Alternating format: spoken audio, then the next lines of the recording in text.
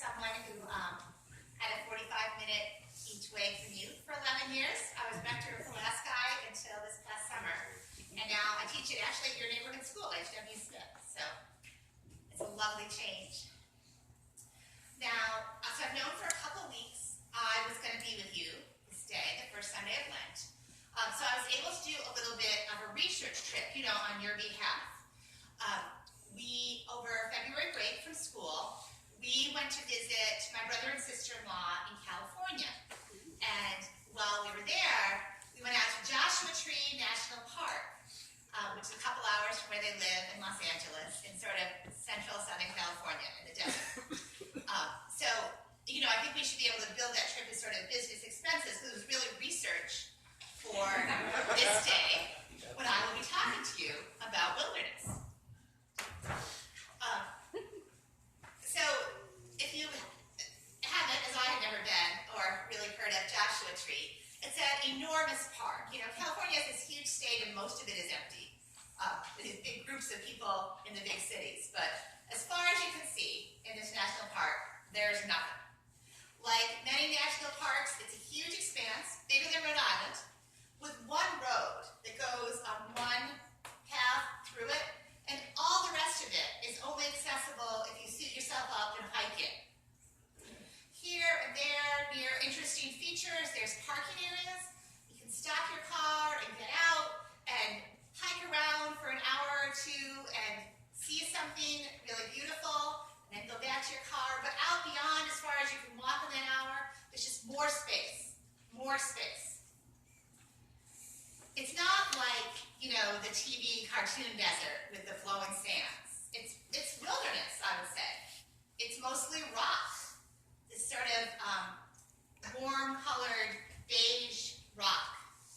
There is a lot of dirt, and here and there, there's sort of small, scrubby plant life, little tiny cactus, the Joshua trees, which look like a Dr. Seuss creation. They have these green sort of funny-looking things at the ends of them, or there's some little gray bushes here and there. But mostly, as far as the eye can see, it's just rocks and sky. And if you look in the right direction, away from the road, also as far as the eye can see, there are no people. There is no cell phone signal. There's not really much sound. Very quiet. Just rocks and sky. You have to get lost a little bit to really experience a place like that. So we did, but only briefly and slightly. We went behind some really big, almost mountain-sized rocks, and we were out of sight of the road, and the trail we were following wasn't a super clearly marked one. We were never, quote, really lost, because we knew which direction to walk across the rocks back to the road. And even then, we kind of knew where we were, even though we didn't know where we were. So this was just a tiny foretaste of Lent for me, because what Jesus did and what we are invited to do in Lent is to go all the way into the wilderness, to get ourselves good and lost, way out beyond the roads, where it really is just rocks and sky and us. Because it's out there where there is no cell signal, nothing to hide behind, that we find ourselves, like Adam and Eve, aware of, in our nakedness and vulnerability, who we really are. There's nothing to do, but one of my favorite teachers says, is the first step in prayer. Tell God something that is true. I have sinned, may be true. In what I have done, may be true, or in what I have failed to do, may be what's true.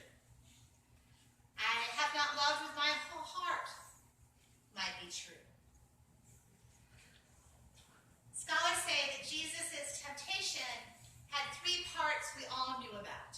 The first temptation, they say, when the tempter says, turn these stones into bread, was the temptation to material things.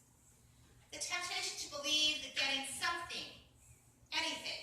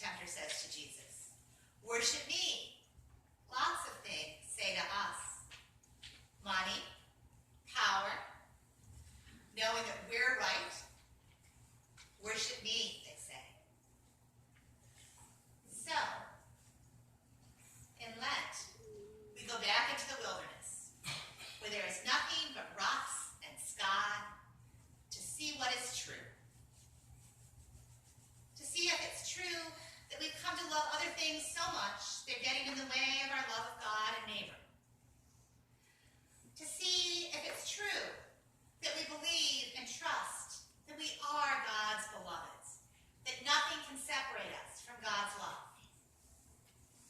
To see if it's true that the love and mercy and redeeming power of God is where we put our trust and hope.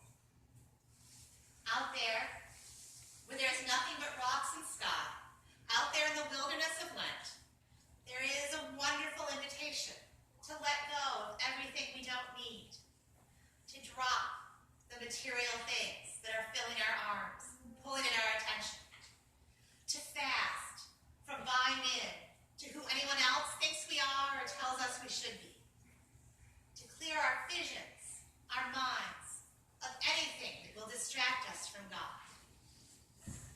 So if you've been to a wilderness, now is a great time to put up a picture of that in your house where you'll see it every